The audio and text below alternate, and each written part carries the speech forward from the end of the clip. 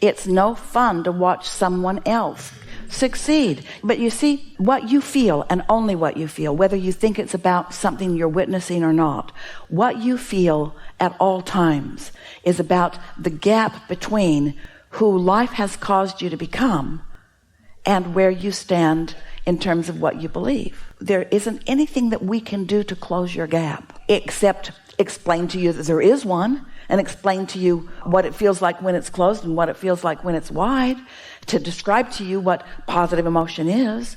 We can acknowledge there are a lot of people in this room, and you light it up. This guy did too, and we were after him. We were looking at him, but you were so lighted up over there with the power of your desire. One of the rare times in all of the years that we've been flowing and blowing through Esther, we said you, then you, because that's how lighted up you were. That's how strong your desire is, you see. That counts for a lot. And so you're way too hard on yourself, and the reason you're way too hard on yourself is because you grew up around people who were way too hard of themselves and you. We love you all so much, but you are so mean to each other. And the reason that you are mean to each other is because you have desires that you can't figure out how to fulfill, and you're looking to others to help you fulfill them.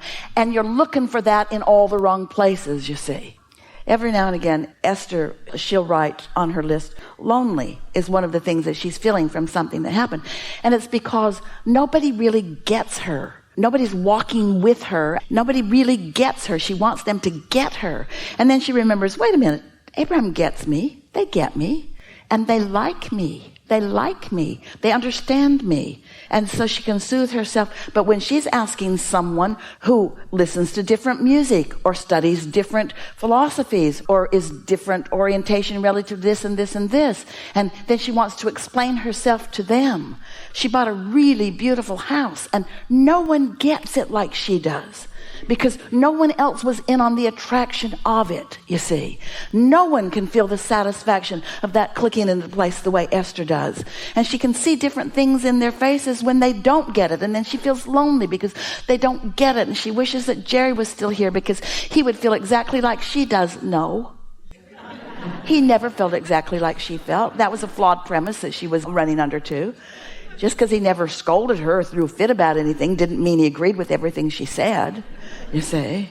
And so you just got to look for a connection in the place where it is and not need it to come from someplace else, because your mistrust of yourself.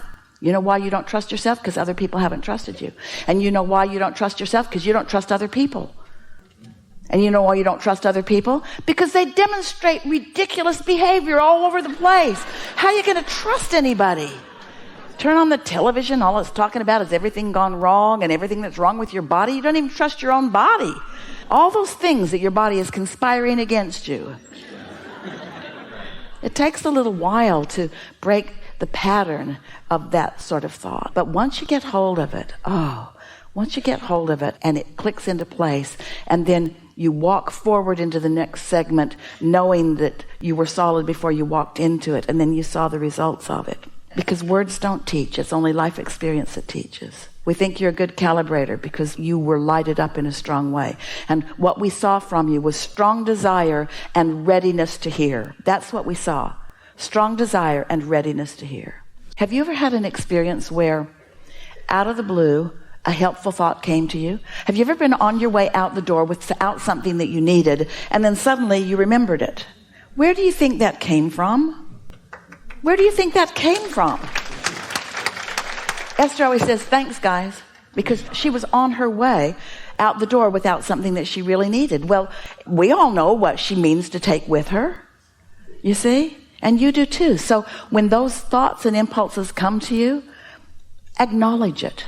Acknowledge the connection that you are making, because it's common, it's often, and don't put emphasis on the other. We teach meditation this way. If you quiet your mind, you stop thought. If you stop thought, your vibration rises. It's simple enough. Stopping thought's not the easiest thing in the world. The earlier in the day you do it, the easier it is. Don't read your email first, or have a conversation with somebody. In other words, don't get too much activated, because while you've been asleep, most thoughts have calmed down. They've become mostly deactivated. But this is a different focus that we would encourage you. So sit to meditate and give it a minute. Focus on some sound in the room and enjoy the monotony of it a little bit. And notice if maybe you feel some physical sensation of detachment. Maybe you will and maybe you won't, but don't make it a big deal because it doesn't matter.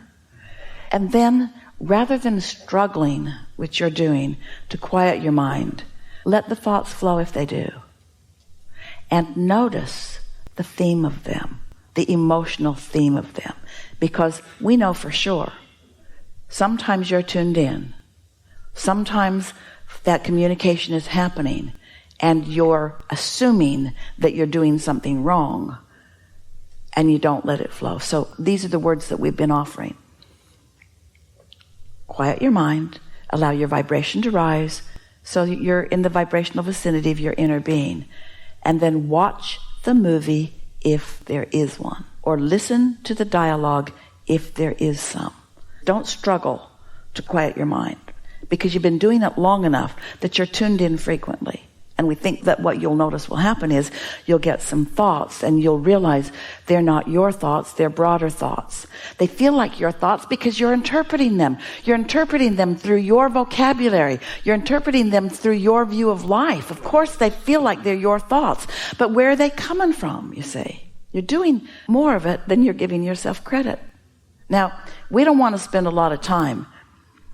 We don't want to spend any time, but, we want to spend a little time helping you to acknowledge that you let critical people in your life and their opinions of you, which they can't control, that have nothing to do with you, you let those opinions control how you feel about you. That's for sure. They're in your head. Yeah. Now, they can't force their way in your head. They don't have that kind of power. They can't assert their way in. You're letting them in. You've been letting them in. It's normal that you would let them in. All we're asking you to do is meditate so everything goes away and then only let in what you really want to let in. You see the distinction? And be more playful about it. You're on the brink of catching yourself manipulating and catching yourself calibrating. So someone Esther really cares about, she was arguing with this person. And nothing serious, but not pleasant. And then some time passed and she did calibration on other things. And then Esther realized, wait a minute, that's exactly what I thought I was going to get from that person on that subject. So who did what to who? I was all law of attraction-y about it. And then we got together and I was so law of attraction-y about it that I sucked it right out of them. And then I said, you shouldn't do that to me.